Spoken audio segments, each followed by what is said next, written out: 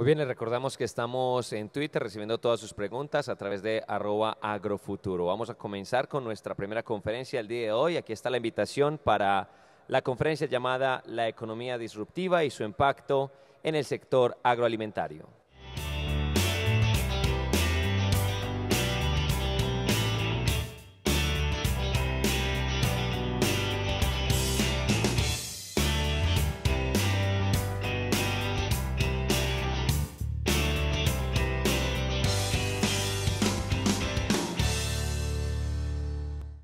Vamos a darle entonces la bienvenida a esta jornada de esta mañana a Daniel Molleja. Muchas gracias.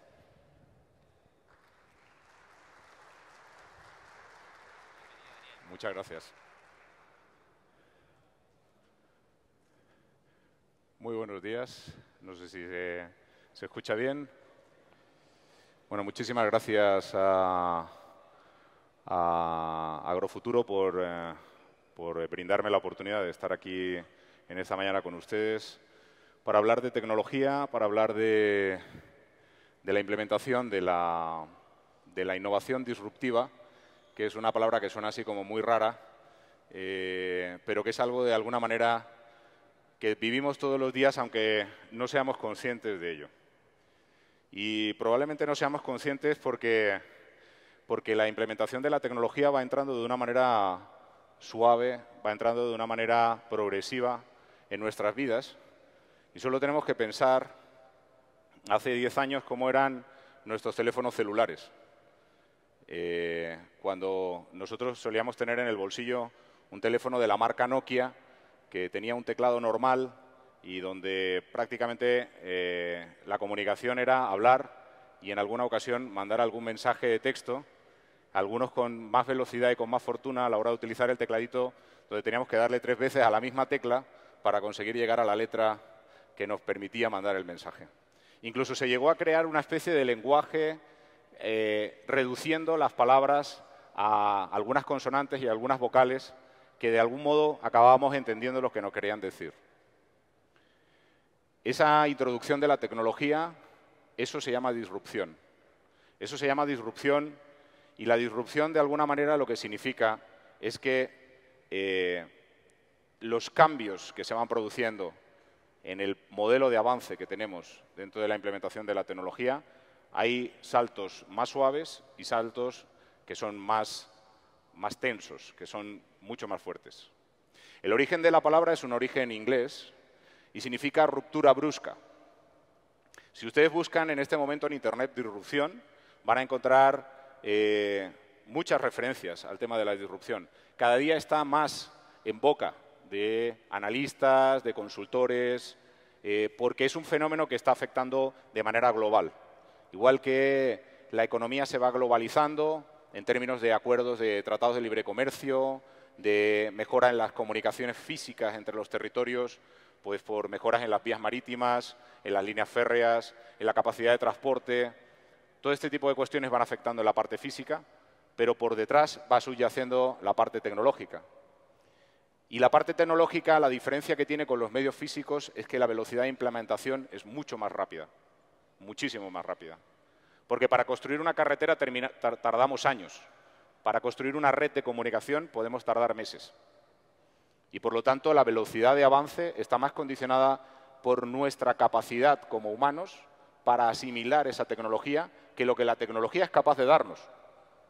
Nosotros no estamos viviendo ni siquiera en lo último que la tecnología nos da. Estamos viviendo 2 capítulos por detrás, porque nuestra mente, nuestra capacidad no podría llegar a comprender lo que en este momento la tecnología es capaz de darnos.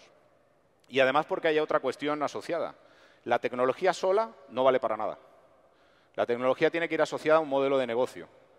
Y el modelo de negocio y la tecnología, la unión de los dos, es lo que nos está dando distintos resultados en distintos sectores. Y eso lo podemos ver, como por ejemplo ocurre en el sector del turismo. ¿Cuántos de ustedes van a una agencia de turismo a comprar un boleto aéreo? ¿O a comprar una reserva para hotel? Pues según las últimas estadísticas, en Europa el 90% de los tiquetes aéreos se compran a través de Internet. Ya la gente no va a la agencia. La gente ya no pregunta al señor de la agencia, que siempre le buscaba y le hacía la gestión para comprarle el mejor boleto aéreo, buscarle la mejor silla, etcétera, etcétera. La gente hoy día, cuando busca en Internet para comprar un tiquete aéreo, lo que busca es tiquete más barato. O sea, ¿cuál es el que menos me cuesta para poder volar? Y entonces tiene una oferta donde compara y ve y le dice el sistema, ¿usted tiene flexibilidad en las fechas? ¿Quiere regresar un día o quiere regresar al día siguiente? Si regresa al día siguiente, le cuesta un 30% más barato. Por lo tanto, la tecnología disruptiva es esa innovación que genera en algunos casos la desaparición de determinados productos. Es decir, ¿qué ha supuesto eso en el mundo del turismo? Pues que no hay el número de agencias de viajes que teníamos antes. ¿Por qué? Porque ya no existe esa necesidad. Se ha convertido en una tienda virtual. El negocio ha pasado a estar en el plano de la tecnología. ¿Se siguen vendiendo tiquetes aéreos? Sí, más que nunca. La gente vuela más que nunca. Pero, sin embargo, hemos unido al que ofrece el servicio, a la aerolínea, con el consumidor. Y vamos a ver que uno de los fenómenos que caracterizan precisamente a la disrupción tecnológica es la fuerza que gana el consumidor, porque está acercando el consumidor al productor del bien o al oferente del bien.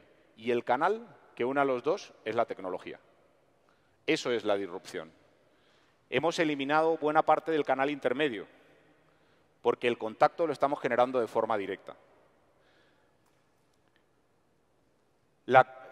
Les pongo ahí un ejemplo, el tema de la computadora personal.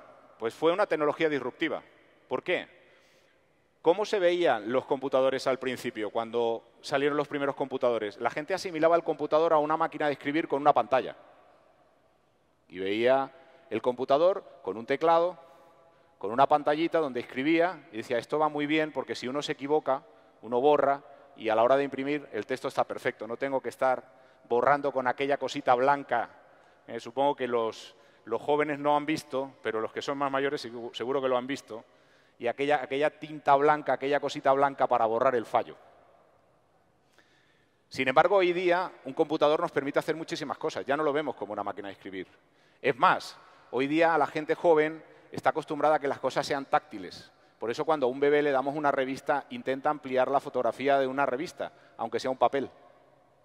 Porque esa es la forma natural de interactuar. Entonces, eso es disrupción, es un salto. El analfabetismo ya no es no saber leer, es no saber usar tecnología. Ahí es donde está el gap, ahí es donde está el salto que hay entre países, dentro de los países, entre niveles económicos, entre niveles de formación. Porque el conocimiento y el aprendizaje de la tecnología es lo que nos permite estar en la vanguardia, en el punto, en la línea donde se está cociendo todo lo que es la evolución económica del mundo. La disrupción es pasar de eso a eso. Y no hace tantos años. Pero ¿qué supone la tecnología disruptiva en términos de tiempo? Porque estamos hablando, pues bueno, de ejemplos. Y yo estoy poniendo algunos ejemplos. Uno de los efectos, por ejemplo, que tiene la economía disruptiva, ¿cuál es? El consumo de bienes materiales. Si nosotros hacemos un poco de memoria y recordamos cómo era el entretenimiento hace 30 años o hace 20 años, para escuchar música se utilizaba un disco de vinilo, de acetato, o se utilizaba una cinta de cassette. Utilizar eso significaba tener un reproductor, significaba tener el dispositivo físicamente, es decir, el disco, el cassette, significaba tener una cajita o significaba tener una bolsa de cartón con una bolsa plástica donde se metía dentro el disco y todo eso tener un estante donde se colocaba, con unos parlantes así de grandes. Eso hoy día, ¿a qué ha pasado? Tenemos un dispositivo como puede ser un teléfono celular, donde dentro está metida toda la música, donde no necesitamos ningún soporte físico, o sea, ya no necesitamos el acetato, no necesitamos el plástico, no necesitamos el cartón, ni siquiera necesitamos la estantería. La reducción de consumo material como consecuencia de la implementación de la tecnología en determinados sectores supone una reducción del consumo de bienes materiales casi de un 40%. Y eso es importante, porque el nivel de consumo de recursos del planeta en este momento está por encima de la capacidad de regeneración que tiene el planeta.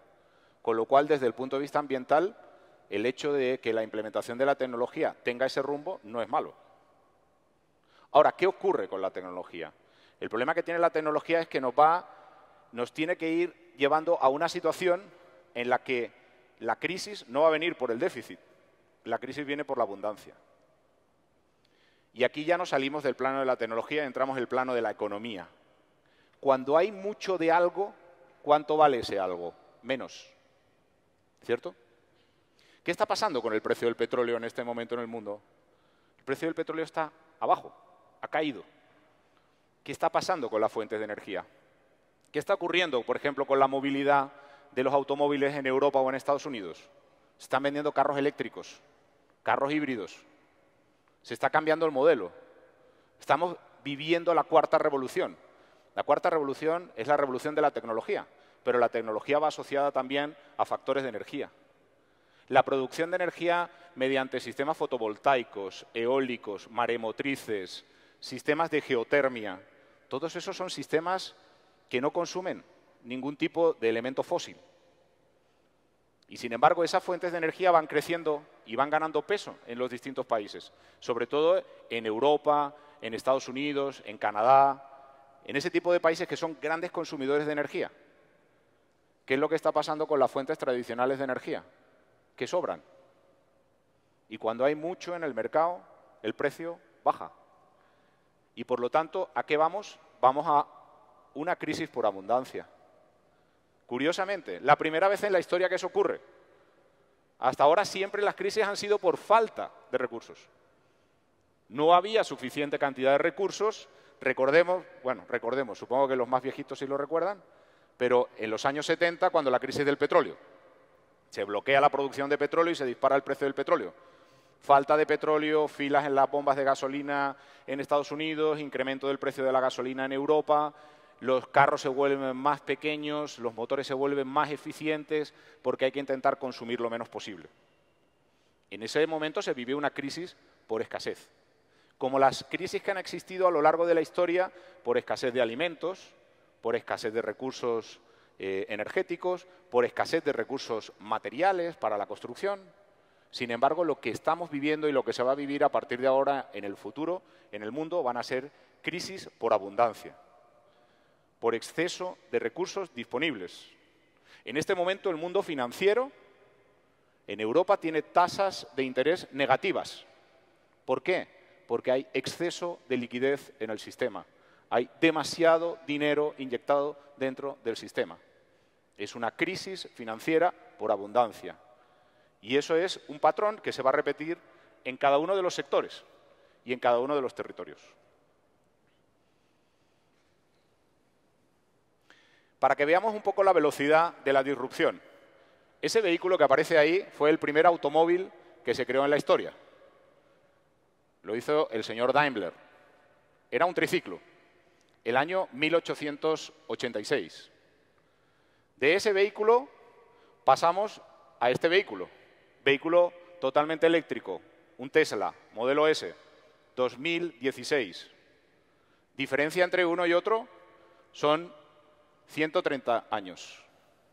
Hemos pasado desde la invención del automóvil hasta el último modelo de vehículo eléctrico, que por supuesto, si el señor Daimler en 1886 ve que en el 2016 hay un vehículo como ese, pensaría que era un ovni o una nave espacial o alguna cosa así, porque no se parece absolutamente nada a lo que había originalmente. Pero hemos pasado en 130 años de ese a ese. Y de ese a ese, porque ahí tenemos el primer computador personal que salió al mercado.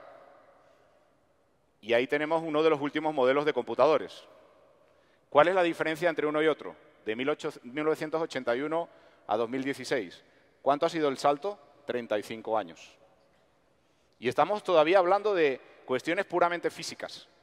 Estamos hablando de un objeto físico como es un automóvil frente a otro objeto físico que es un automóvil.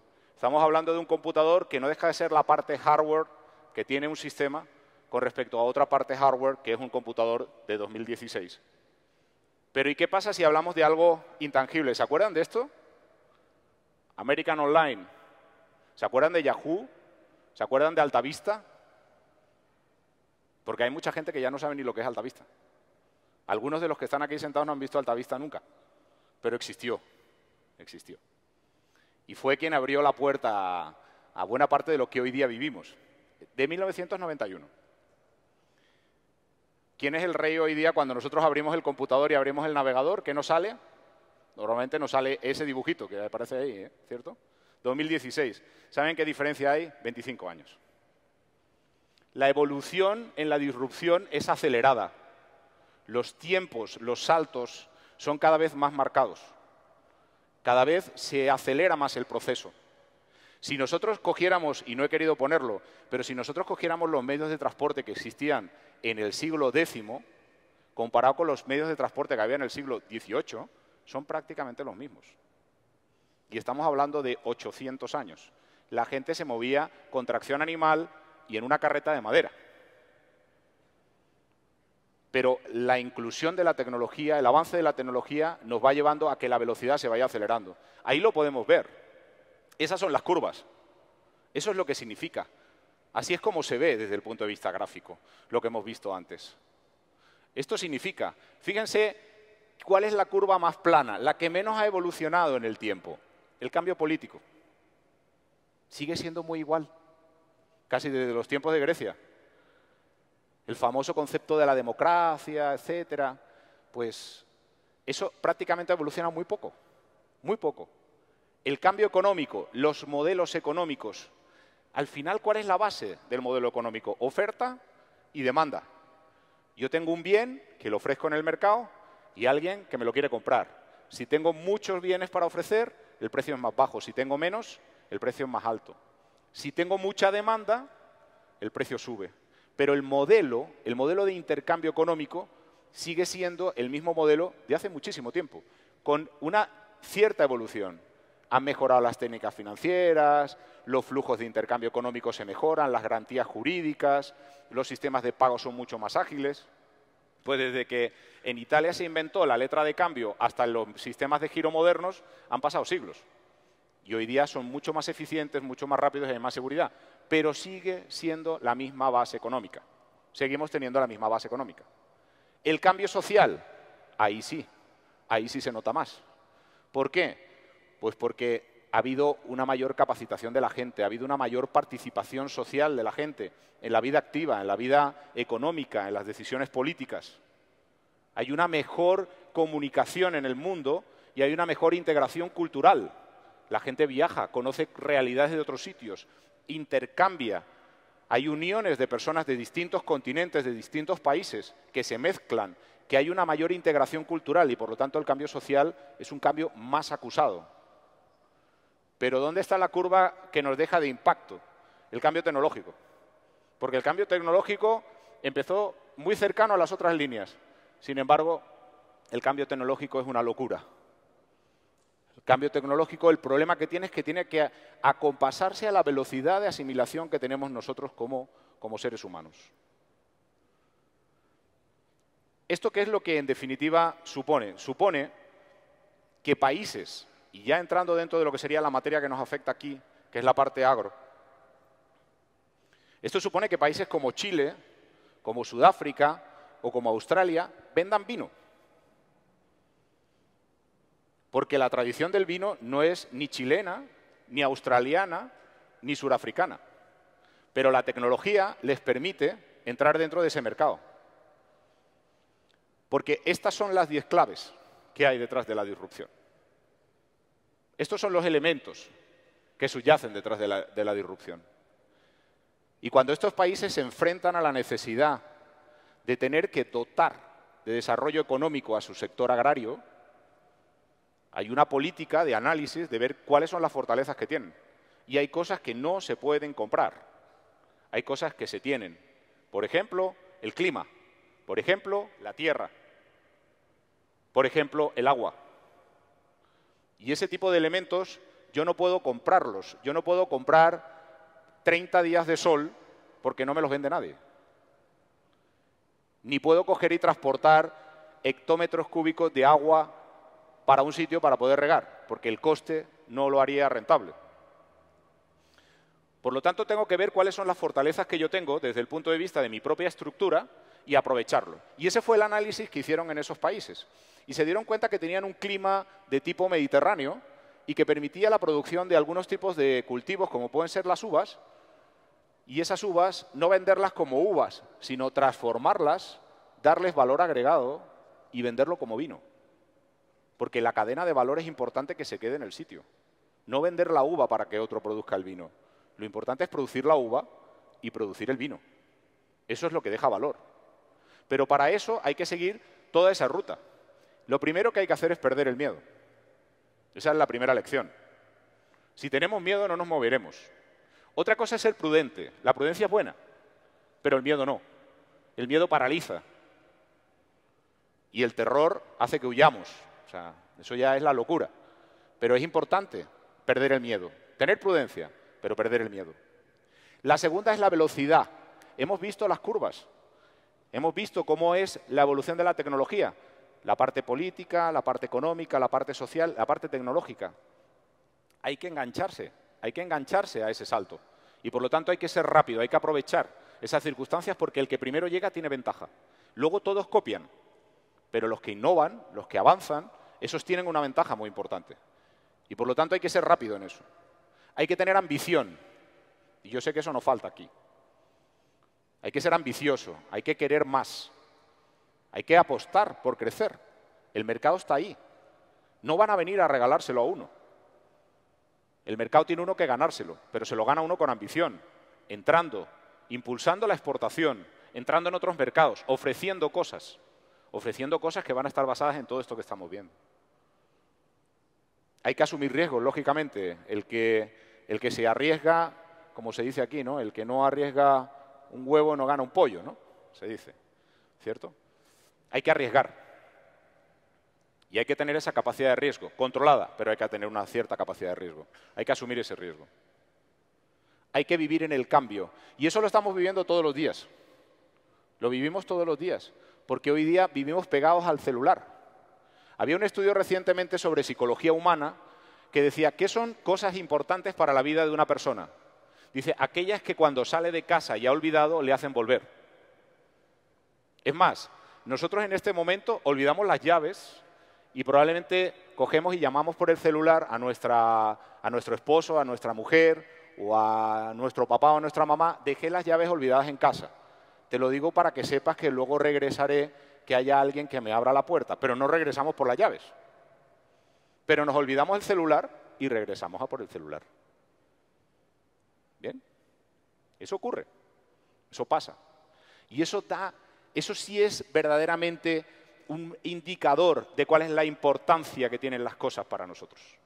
Estamos conectados ya, o sea, el celular y nosotros es una máquina. La noticia de ayer en la prensa internacional era que Apple había presentado el iPhone 7. Eso era una noticia. Y están pasando miles de cosas en el mundo. Sin embargo, era un titular de prensa. Salía en la primera página de los principales diarios de todo el mundo. Pero que una compañía tecnológica presente un teléfono celular es una noticia en todo el mundo. Ese es vivir en la tecnología. Estamos viviendo en la tecnología. Probablemente somos menos conscientes de lo que realmente está siendo el proceso, pero estamos dentro. Una cosa que es fundamental y que yo siempre defiendo, a pesar de que me encanta el tema de la tecnología, la implementación de la tecnología, lo que eso supone desde el punto de vista de la economía, pero hay que pensar en las personas. No podemos nunca olvidar ese foco.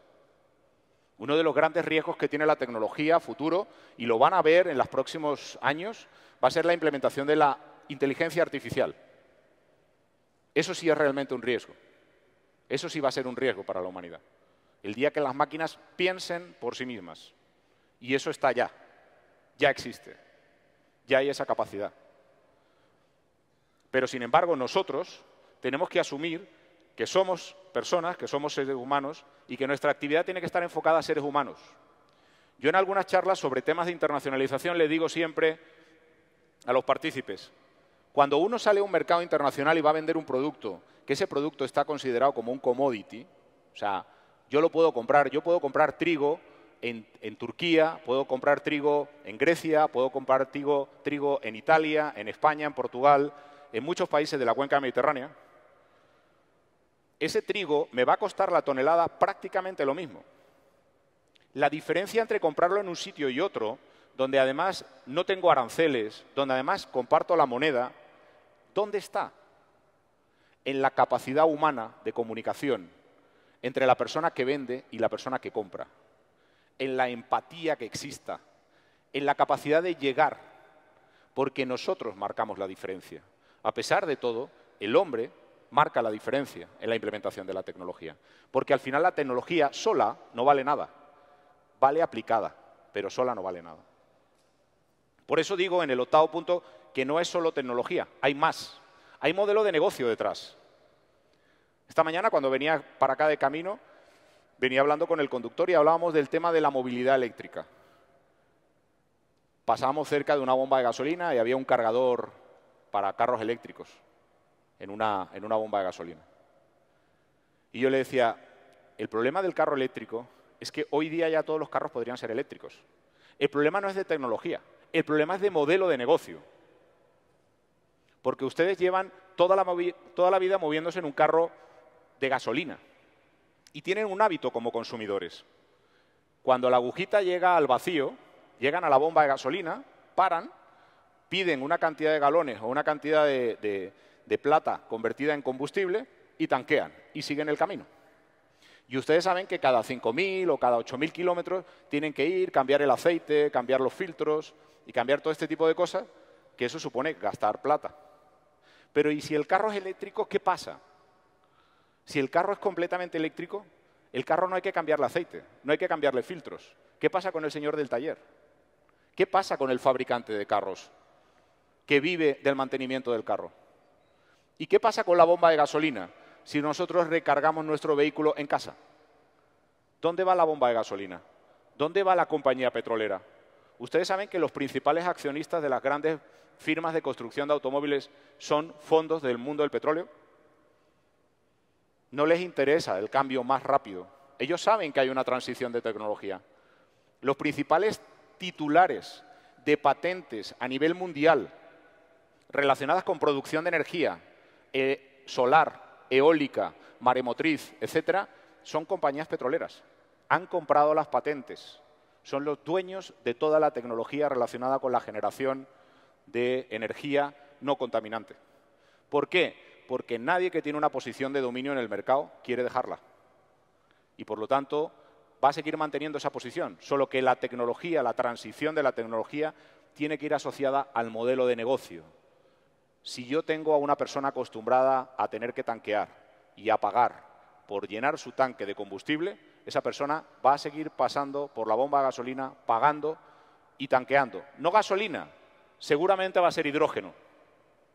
Seguramente va a ser hidrógeno. El carro será eléctrico, pero se moverá tanqueando hidrógeno. Y de esa manera seguiremos teniendo el hábito de ir a la bomba y tanquear no a la gasolinera, sino a la hidrogenera, que será lo que al final sustituirá la gasolina, se sustituirá por el hidrógeno. Pero por eso no es solo tecnología, hay un modelo de negocio detrás.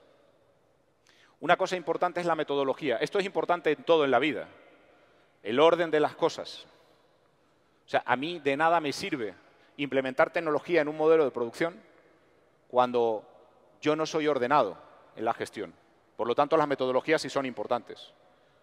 Y lo último y más importante es que uno tiene que disfrutar de la actividad.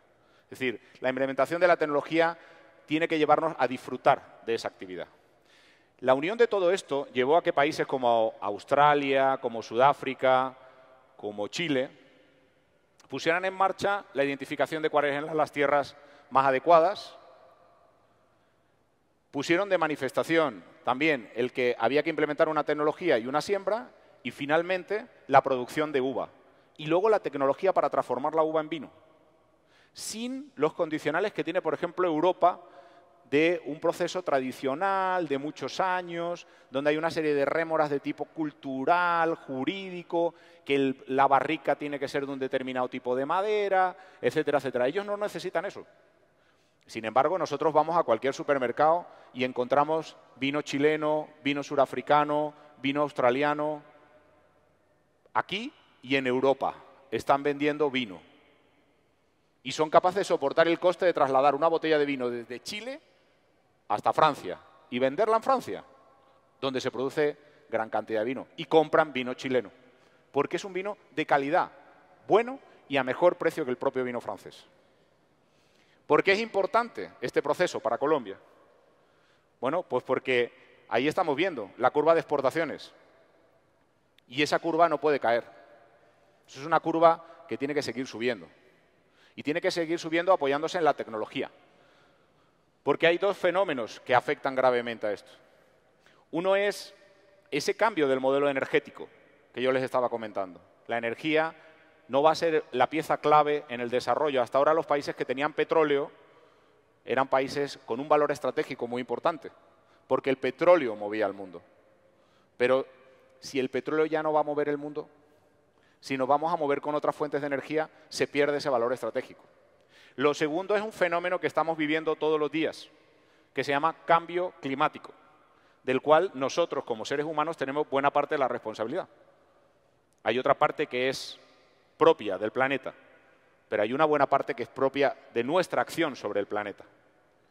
Y el cambio climático afecta directamente a lo que aquí nos trae, al sector agrario, porque están cambiando los pisos térmicos, porque están cambiando los regímenes de lluvias, porque cambian las temperaturas, porque en Europa florecen en este momento los naranjos en octubre en Sevilla, cuando no es normal. Pero la planta no entiende de calendario, entiende de temperaturas y entiende de humedad. Eso va a suponer que un elemento que sí que es fundamental, y antes he dicho que hay una reducción del consumo de elementos materiales con la tecnología, pero necesitamos comer y cada vez somos más en el planeta y la comida no puede faltar y hay que producir comida. Y si cambia toda esa composición del clima, de la lluvia y demás, significa que al final alguien va a tener que producir esos alimentos, alguien que tenga esos elementos clave que no se pueden comprar, como son el sol, la temperatura, la lluvia, la tierra fértil. Hay países que no tienen tierra fértil y no pueden cultivar.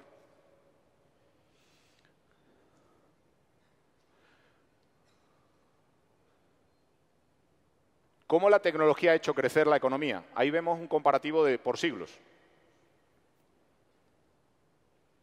Ahí vemos siglo I, siglo X, en el siglo XV, en el siglo XX. Esa es la diferencia de evolución.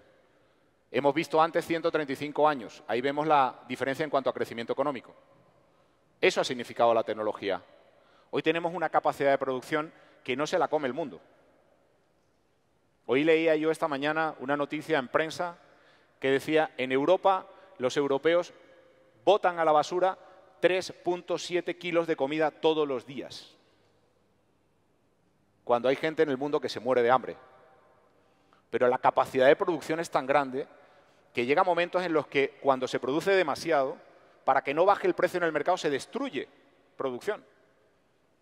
No se atiende a una cuestión pura de necesidad, sino que se está atendiendo a una cuestión de pura economía. La capacidad de producción no es el problema hoy día. Y eso es algo que tenemos que tener siempre en cuenta. ¿En qué se basa esa innovación disruptiva de la que estamos hablando?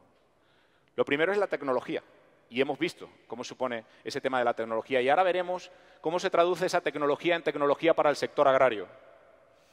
Lo segundo es el fenómeno de la globalización económica. La globalización económica, que es una decisión política y económica.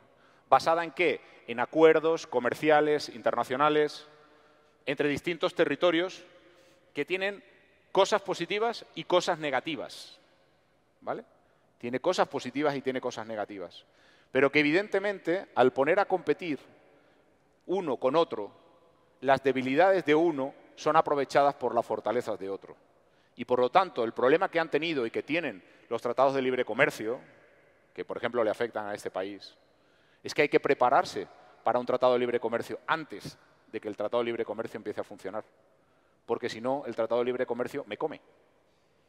Y tengo que luchar después.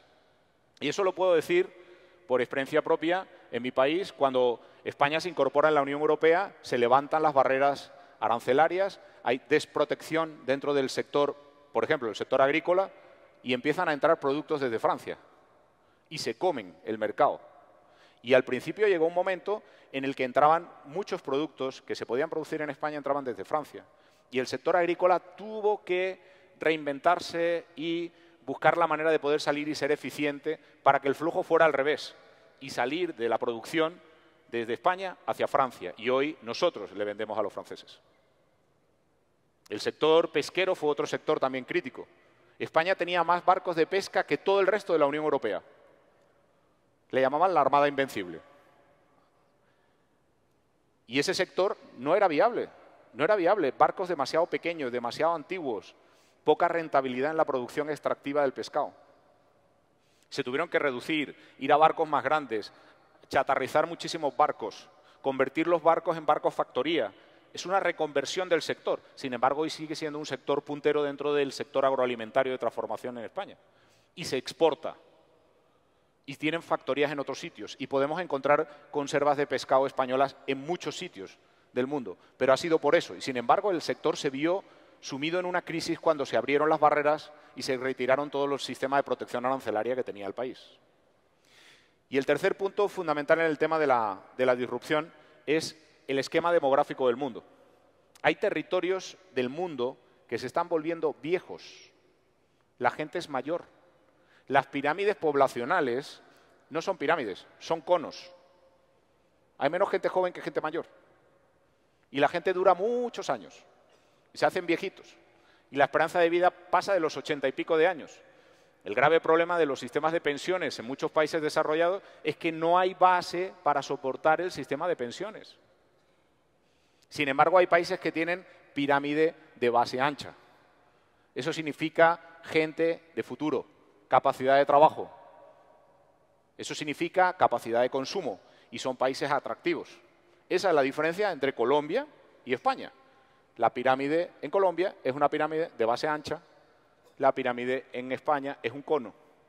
Es un país muerto. Es un país que tiene mal futuro, España. La figura del cliente, por lo tanto, ha ganado un valor excepcional. ¿Por qué? Tengo más población, está globalizada y tengo tecnología. Por lo tanto, ¿quién gana peso? El que consume. Y si además tengo el canal de tecnología que me conecta al que produce con el que consume, pues esa es la figura que diseña la economía disruptiva en el mundo agroalimentario. Porque el patrón de consumo lo seguimos teniendo. Todavía no se han inventado los humanos que no coman. Con lo cual, tenemos que seguir comiendo alimentos todos los días. ¿Qué aplicación tiene la tecnología en el sector agroalimentario? Si nosotros tenemos la tecnología, la analizamos, tenemos dos vías, dos canales.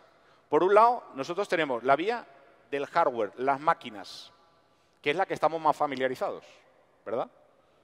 Porque estamos acostumbrados a ver, pues eso, los celulares que hemos visto ahora, pero en el mundo agrario estamos acostumbrados a ver ciertas máquinas, desde hace muchísimo tiempo, máquinas. Y dentro de lo que son eso, ¿qué máquinas son las que empiezan a introducirse dentro del sector agrario? Los drones.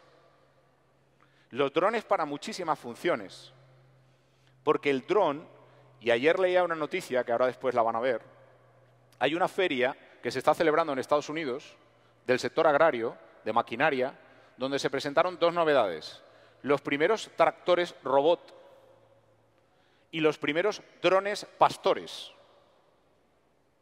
Yo estuve participando en un proyecto piloto en España para el sector de la porcicultura extensiva, con el que se fabrican los famosos jamones serranos, para poder identificar dónde estaban cada uno de los animales dentro de una finca y poder hacer el conteo de esos animales. Y el control se hacía a través de drones, porque el animal se identificaba mediante un chip en el crotal que se le coloca y el dron sobrevolaba la finca, identificaba en tiempo real dónde estaban cada uno de los animales. Si el animal estaba vivo, si el animal estaba muerto, si el animal se había ido de los límites de la finca, y hacía un conteo de los animales. Incluso a través del chip se podían saber algunos datos biológicos del animal, a través de constantes del propio animal. Pero los drones no solamente sirven para eso, los drones sirven para más cosas. Por ejemplo, un dron dotado de un sistema de visión artificial que ya existe me permite sobrevolar una finca de cultivo de fruta y saber el grado de maduración que tiene la fruta por zonas y poder planificar la cosecha según las zonas donde esté más avanzada la maduración de la fruta. O me permite incluso hacer analíticas de una res para saber la composición de grasa o de magro que tiene la carne de ese animal, para saber en qué momento es más adecuado su sacrificio. Todo eso lo puedo conseguir a través de un dron. Puedo también fumigar o fertilizar zonas extensivas de difícil acceso a través de un dron, cuando no puede llegar otro tipo de maquinaria, y sin embargo puedo hacerlo mediante un dispositivo de esta naturaleza. Lo siguiente que aparece es la robótica.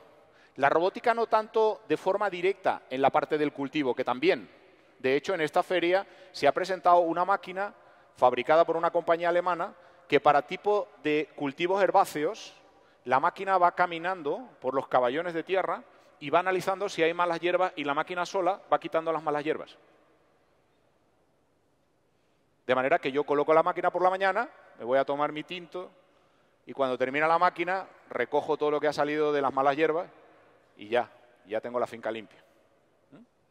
Eso ya existe, no es ciencia ficción, eso es real. Y eso es robótica. El robot no necesariamente significa el muñequito de Star Wars que nosotros vemos y que habla y que no hace nada, sino esa es la robótica. La máquina es feísima, no tiene ningún encanto, pero funciona. Igual que eso, nos encontramos en la parte de transformación del agro. La implementación de robótica dentro de la transformación mediante la medición de calibres, la medición de colores, la uniformidad de las piezas, la clasificación automática que se va haciendo a través de sistemas robóticos. Y, por lo tanto, la robótica se introduce. Otro de los campos que va a tener una proyección tecnológica tremenda en el mundo agrario va a ser la visión artificial. Hoy día existen sistemas de visión artificial vinculados, por ejemplo, a la acuicultura, a la producción de peces, que permite analizar deformidades en los peces cuando son alevines. Y de esa manera no gastamos comida en el pez que no sirve, porque si no ese pez no lo devuelve. Permite generar un sistema de filtraje de los alevines, analizar unidad por unidad, identificando mediante patrones biométricos cada uno de los alevines y saber cuál sirve y cuál no, y clasificarlo según tanques. Eso se consigue con visión artificial, a una velocidad así, rápido. Los chips. El nivel de miniaturización de los chips hoy día nos lleva a poder tener indicadores de grado de humedad, desarrollo, etcétera, etcétera, mata a mata, árbol a árbol. Lo podemos implementar y nos va a dar respuesta. Hay zonas de cultivo en el sureste de España que se cultiva bajo plástico. No hay tierra, se cultivan bandejas a la altura de las personas. Y las matas tienen implementados chips donde el sistema, cuando nota que hay una bajada de humedad, inyecta agua. O cuando nota que baja la acidez de la tierra, inyecta el complemento necesario. Y va regulando de manera automática. Y eso se comunica mediante sistemas de redes inalámbricas. ¿Qué permite con eso? Tener un número de cosechas tremendo y una capacidad de afinar sobre las cosechas de una forma tremenda. ¿Por qué? Porque el consumidor, cuando me está comprando, quiere homogeneidad en el producto. Y cuando me está pidiendo un tomate y quiere un color del tomate y un calibre determinado del tomate, quiere ese tomate de ese color y de ese calibre, no quiere otro. Y el que me compre a mí el tomate, si no corresponde, va a comprarle el tomate a otro. Y por otro lado, ¿qué es lo que tenemos? Tenemos la parte intangible, el software, lo que no se toca. ¿Ah? Las aplicaciones que tenemos en el teléfono, porque un teléfono inteligente, ¿qué es sin aplicaciones? Nada, una caja, como cuando uno se le daña. Se daña el teléfono y ¿para qué vale? Para nada. Vale porque tiene aplicaciones dentro. ¿Y cuál es la parte del software? Desde el punto de vista del mundo agroindustrial, dos líneas. La relación entre el productor y el consumidor y la relación entre el productor y sus proveedores. ¿Por qué? Porque aquí entramos ya en la parte del negocio. Hemos visto antes que la tecnología sola no vale para nada. La tecnología sola está muy bien, pero la tecnología sola no vale para nada. Con lo cual tenemos que unir al productor con el consumidor. Y eso ya existen. Plataformas de venta, donde yo pongo a disposición del cliente un producto, donde me uno con más productores para poner esos productos dentro del canal de venta y unir al productor con el consumidor. Pero también para los insumos, lo que yo tengo que recibir, eso que tengo que recibir a nivel de fertilizantes, de maquinaria, de cualquier tipo de elemento que tengo que consumir dentro de mi desarrollo de producción agroindustrial.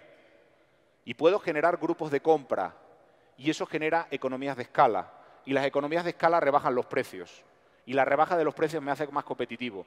Y el hacerme más competitivo me hace más atractivo en el mercado.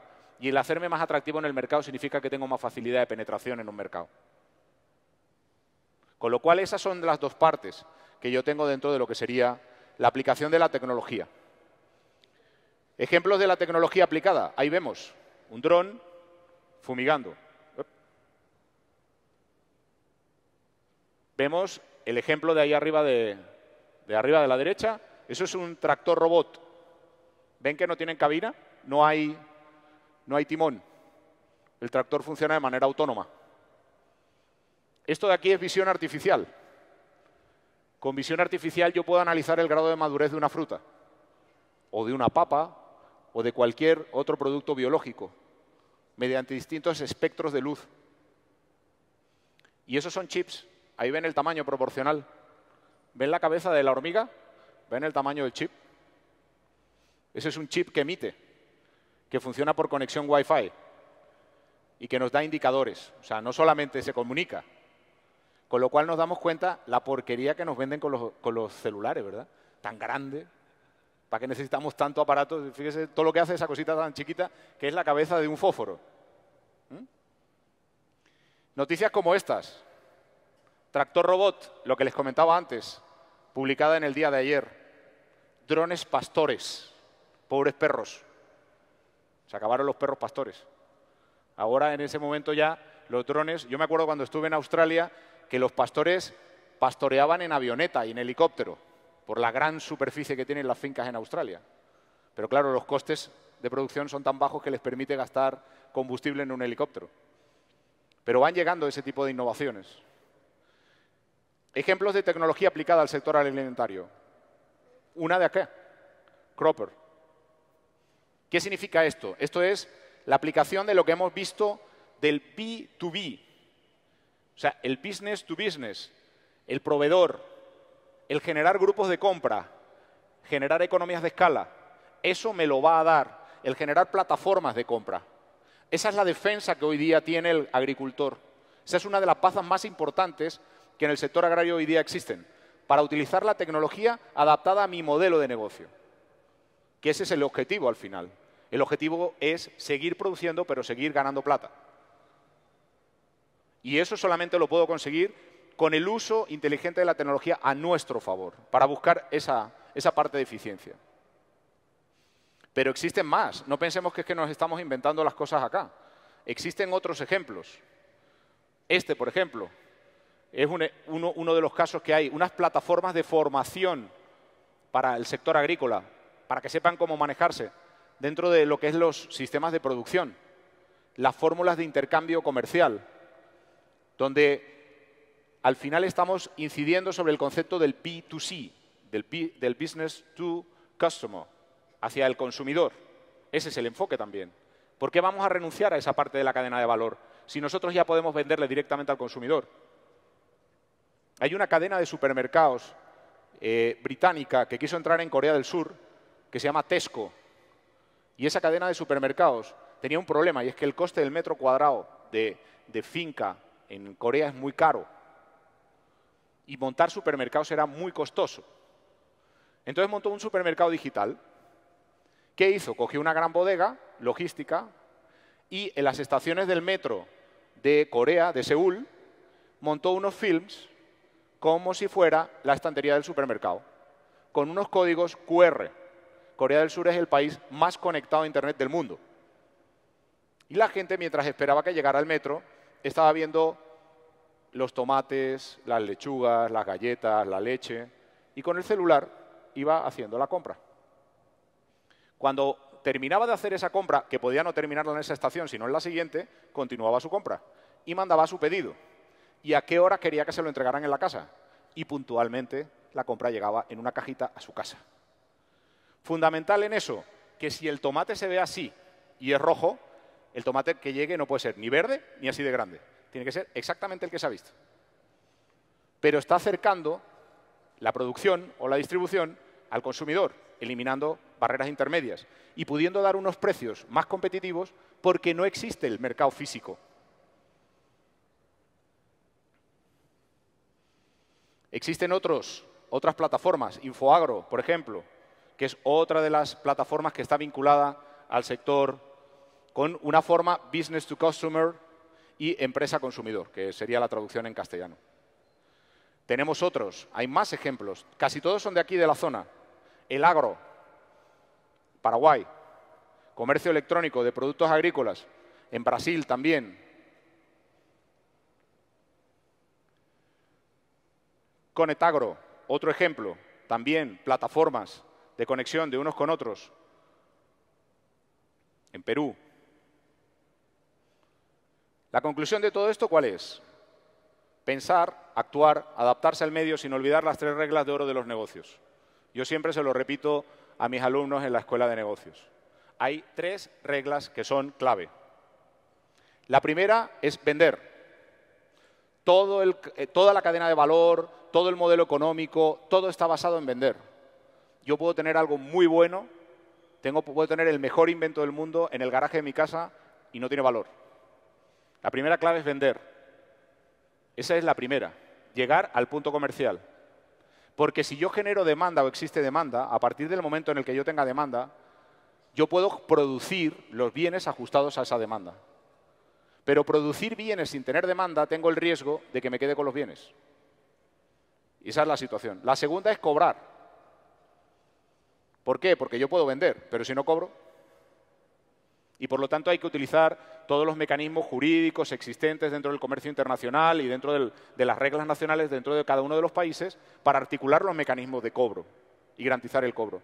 Y el tercero es tener utilidad, porque yo puedo producir y puedo vender y cobrar, pero si mi estructura de costes es superior al ingreso que tengo, evidentemente estoy perdiendo plata por cada unidad que voy vendiendo. Y eso no es negocio.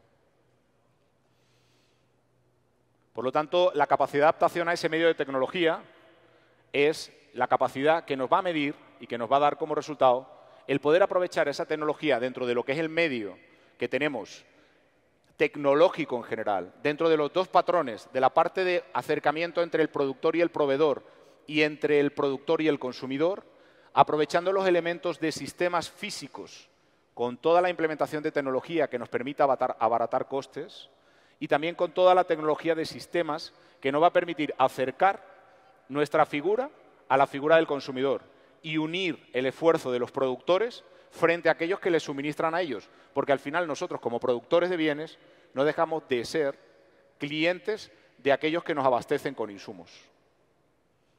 Ese es el mecanismo de aplicación de la tecnología dentro del marco del sector agrario. Con múltiples ejemplos hemos visto implementación de sistemas, como los drones, como la visión artificial, como los chips, como los sistemas robóticos aplicados a los distintos medios. Y hemos visto distintas plataformas, la que ustedes tienen ya aquí, funcionando, y otras plataformas similares que existen en otros sitios. Ejemplos de mercadeo virtual, como puede ser ese, no sé si ustedes han escuchado, pero por ejemplo Amazon, que empezó vendiendo libros, en este momento está vendiendo ya comida, fruta fresca, lechugas, papas, leche, con un compromiso de entrega de 4 horas en Europa. En Estados Unidos ya se están diseñando edificios que tienen un silo donde el dron llegará y dejará la carga. Y esa carga llegará al apartamento para que se pueda hacer todo el tema de reparto. Yo pido una pizza y me viene con un dron, el dron la suelta y a una plataforma elevadora me la lleva a la planta donde está mi apartamento para que yo recoja la pizza. Eso ya está ocurriendo, ya se está haciendo. Nos parece ciencia ficción, pero real. Y eso no lo podemos evitar. Salvo que nos vayamos a vivir a una isla desierta, nos abstraigamos del mundo y vivamos de 4 cocoteros y 3 pescados que cojamos del mar. Pero por lo demás no podemos abstraernos de esa realidad. En definitiva, esto es lo que yo les quería contar en el día de hoy. Espero no haber sido muy aburrido, muy monótono, ni muy ciencia ficción, ¿eh? Así que muchísimas gracias a todos ustedes.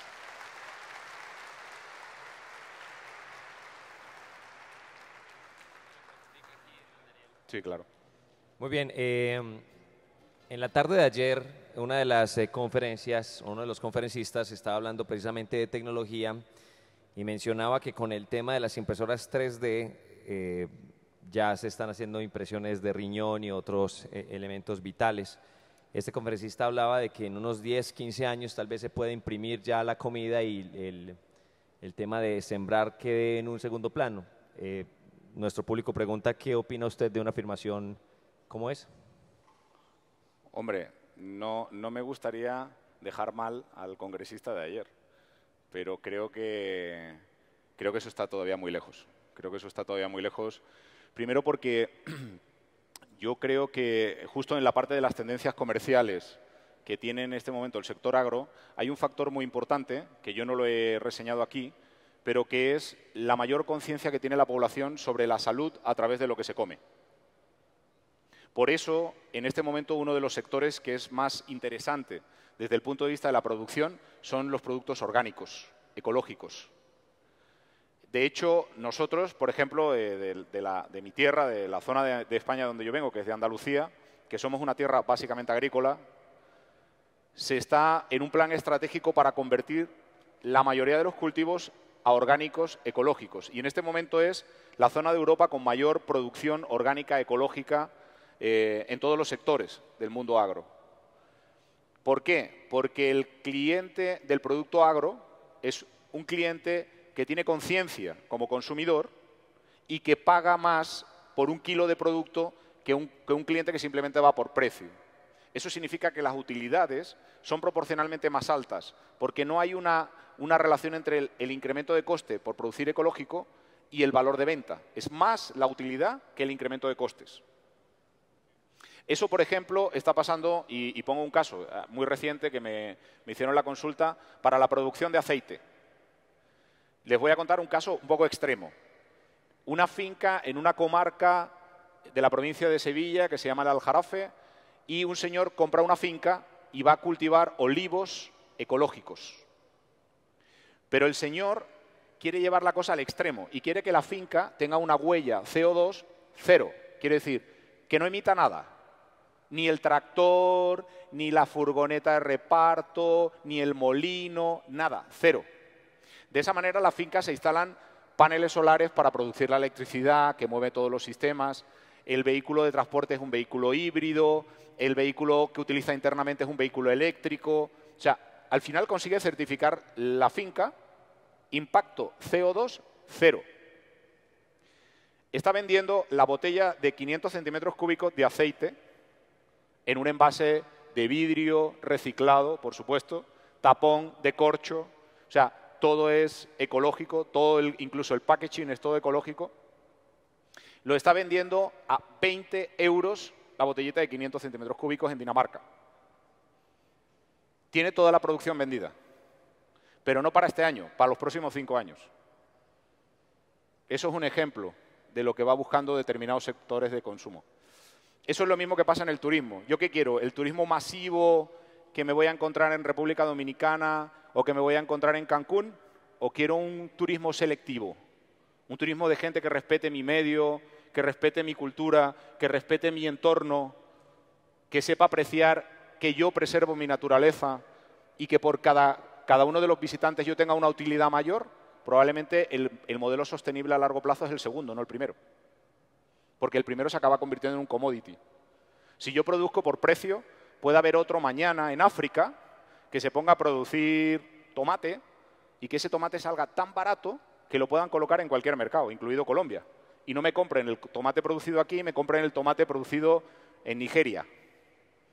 Sin embargo, si yo soy capaz de producir productos de calidad, y una de las cosas que va a afectar a eso también va a ser el tema de la fiscalidad por la huella de CO2, si yo soy capaz de producir productos de calidad, productos que afecten a la salud, que impacten en el consumidor porque aprecie precisamente eso, ahí se abre un campo muy importante. Entonces yo creo que una de las orientaciones desde el punto de vista estratégico, esto ya no tiene que ver con la tecnología, uno de los planteamientos que creo que es interesante es ir abundando hacia eso. Entonces, con una impresora, fabricar un tomate a punta de sustancia extraída por liofilización del tomate, habrá gente que le guste, pero yo creo que la mayoría de la gente no va a ir por ese camino. Muy bien, agradecemos entonces a Daniel Molleja por su intervención. Muchísimas gracias. Muchas gracias a ti. Muchas gracias. Muchas gracias a todos. Vamos a tomar un pequeño receso de 10 minutos para su café y regresamos entonces a continuar con esta jornada del día de hoy. Los esperamos entonces en 10 minutos. Muchas gracias.